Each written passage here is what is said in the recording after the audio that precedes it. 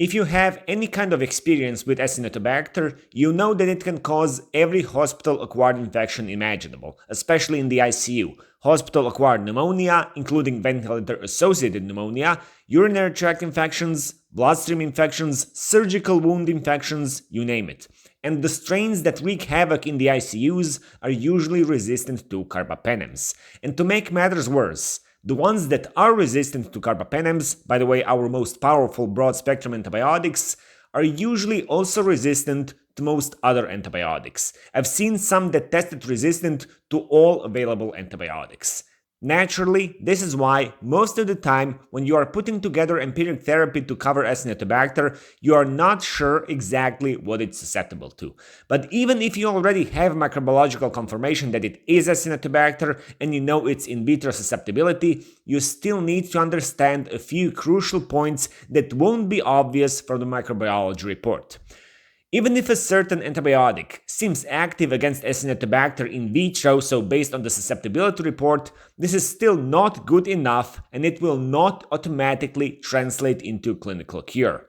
Acinetobacter resistant to carbapenems is so difficult to treat that we still don't have a single antibiotic that's reliably effective against it in vivo. That is why, for severe infections, we always use 2 or more antibiotics together. Always, both for empiric and targeted therapy. Acinetobacter is one of the few bacteria in medicine where combination therapy is necessary every single time for severe infections, of course. But this is not where the problems end. Most drugs that have at least some activity against carbapenem-resistant Acinetobacter are either quite toxic, especially nephrotoxic, or have poor pharmacokinetic properties. They achieve very low concentrations in the bloodstream, lungs, brain, or all of the above, so the sites that matter most. And since Acinetobacter mostly affects severely ill patients in the ICU with all kinds of different conditions, treated with different drugs at different doses, the differences between individual patients are practically immeasurable. This is why the studies that compare different treatment regimens for Acinetobacter are very heterogeneous in terms of design, size, methodology, the combinations of antibiotics that were included, etc.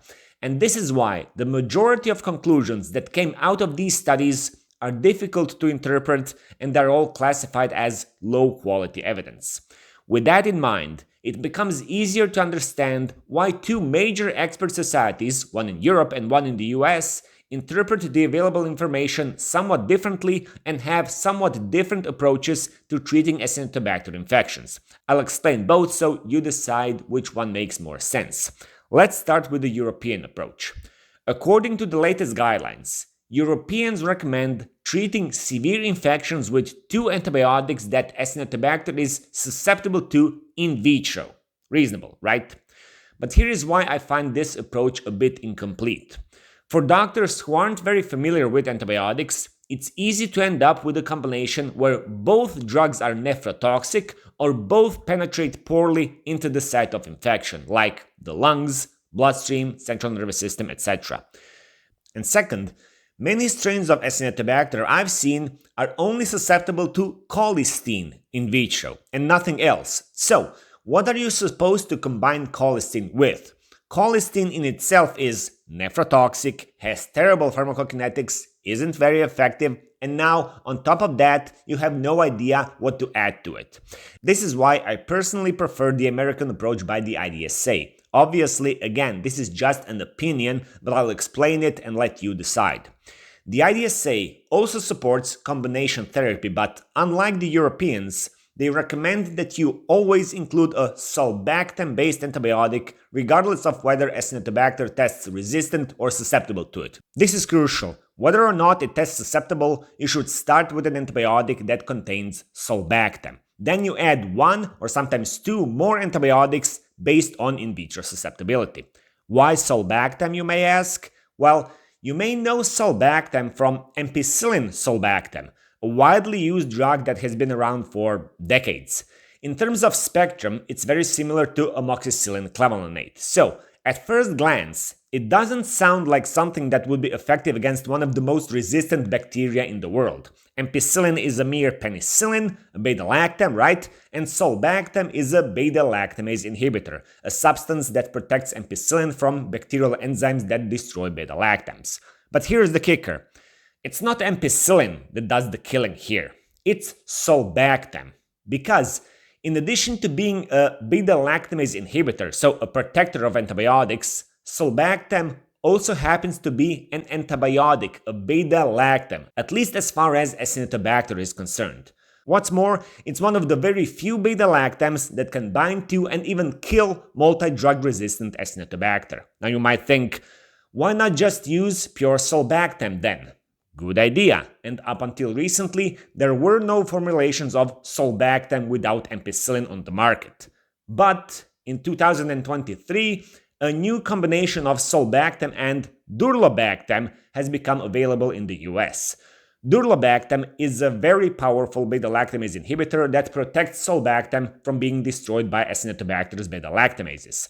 So, according to the IDSA, this drug is now the cornerstone of treatment of infections caused by Carbapenem-Resistant Acinetobacter baumannii. The trouble is, sulbactam durlobactam is still not available in Europe. Fortunately, good old ampicillin sulbactam can be used for the same purpose. Just make sure that you use the maximum allowed dose. For patients with a normal kidney function, this is up to 27 grams per day. Yes, you heard that right, 27 grams. Why that much? Well, ampicillin sulbactam doesn't have durlobactam to protect it from beta-lactamases, so we try to overcome this problem by flooding Acinetobacter with extremely high doses of sulbactam in the hopes that not all of it will get destroyed before it finds its target and kills Acinetobacter. Again, this is the approach I prefer. A sulbactam-based antibiotic such as high-dose ampicillin sulbactam, regardless of its in vitro susceptibility, right? Plus a second drug, most commonly colistin, a drug most Acinetobacter strains in my area are still susceptible to in vitro. This is the combination I most commonly use. I have to emphasize again, no one knows exactly which approach is superior, otherwise there would be only one, right? But now you understand the logic behind them and you understand my personal opinion and why I prefer one over the other. There are other antibiotics that you can use for the treatment of Acinetobacter infections and others that have proven to be absolutely useless. If this is your area of interest, if you encounter Acinetobacter infections in daily practice or other multi-drug resistant bacteria like Klebsiella kpc, OXA48, NDM, MRSA, VRE, I recommend you follow the link in the description, start with my free essential lessons on antibiotics, then move on to my course on hospital-acquired infections that I designed specifically for clinicians who need clear, logical answers that they will actually remember in a high-stress environment when it matters most. You will come out with useful, practical knowledge you can apply right away to make a real difference. I hope to see you there. Take care.